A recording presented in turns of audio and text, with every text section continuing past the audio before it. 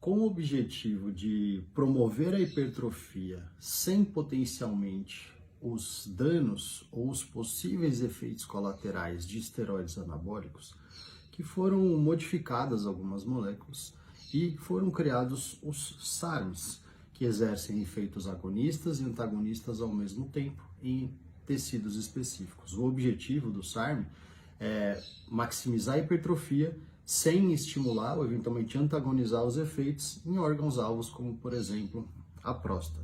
Bom,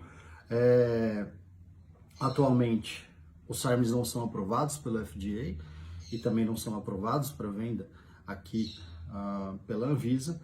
No entanto, você pode comprar eles facilmente pela internet, assim como você compra aí um esteroide anabólico, por exemplo, né? E tem crescido muito o número de abuso tanto de esteroides anabólicos quanto de SARMs também.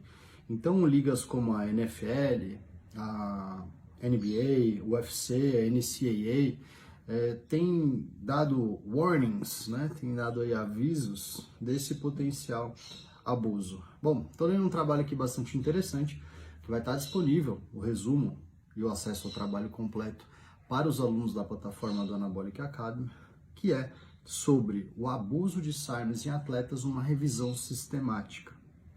Bom, então a proposta deles, né, é sintetizar a literatura para o entendimento, né, dos médicos, dos clínicos, a respeito do uso do abusivo dos SARMs e a sua potencial contaminação também, né? Tem sido relacionados aí em relatos de caso, né, com efeitos deletérios, assim como o esteroide anabólico. Por exemplo, alterações hepáticas importantes, né? Então, uma hepatite medicamentosa, miocardite, rupturas tendíneas também. O SARM, ele inibe o eixo de produção natural de testosterona, no entanto, ele não exerce uma função exatamente igual à da testosterona. Então, eu posso ter sintomas relacionados à baixa testosterona, porque a testosterona atua em vários lugares, e ele também, por inibir o eixo, acaba prevenindo ou impedindo que a testosterona se converta via aromatase a estradiol, que é a principal fonte dos homens. O estradiol vem da conversão de testosterona periférica.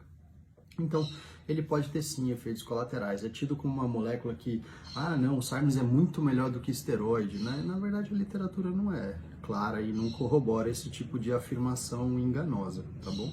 Então, foi utilizado aqui grandes bases de dados, né? O PubMed, a Cochrane e a Embase, procurando principalmente aí por Ostarine, Ligandrol, o RAD 140 e o Andarine. E foram identificados aí 23 trabalhos de 2011 a 2022, ou seja, aí nos últimos 10 anos, mas predominantemente nos últimos 4 anos aí de trabalho, né?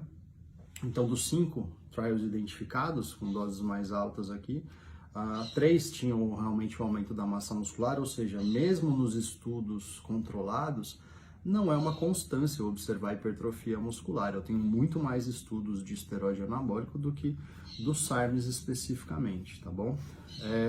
5 estudos analisaram a apreensão e comprados pela internet, né, e a avaliação química desses SARMs. Bom, que eles chegaram no resultado de 55% de adulteração, né, variando aí desde dosagens, desde pureza ou eventualmente o tipo de composto especificamente, né. Tinham aí 8 estudos de relatos de caso, todos publicados aí nos últimos 2 anos, incluíram atletas, geralmente homens, né, e, pasmem, num tempo de uso bastante curto, por exemplo, de 6 semanas com efeitos colaterais, tá?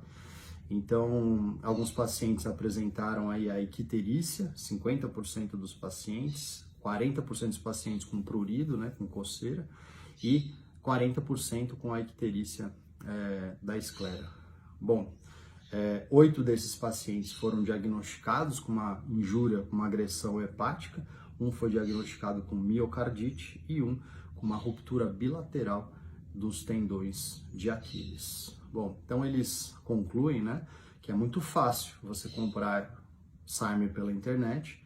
A maioria, 55%, tem adulteração, tá bom? Porque não é um composto aprovado para venda pelos órgãos regulatórios e que Pode aumentar a massa muscular em baixas doses.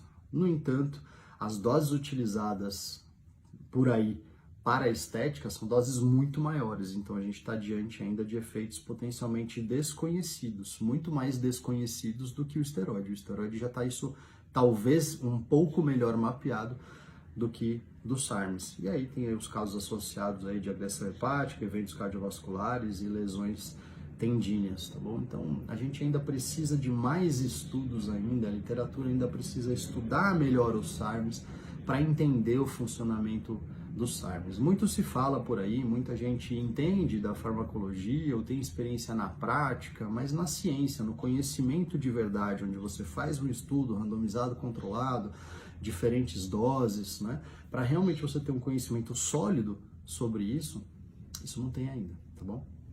Então, de novo, fica o convite. Quiser estudar testosterona, esteroides anabólicos e SARMs, chega aí na plataforma da Anabolic Academy.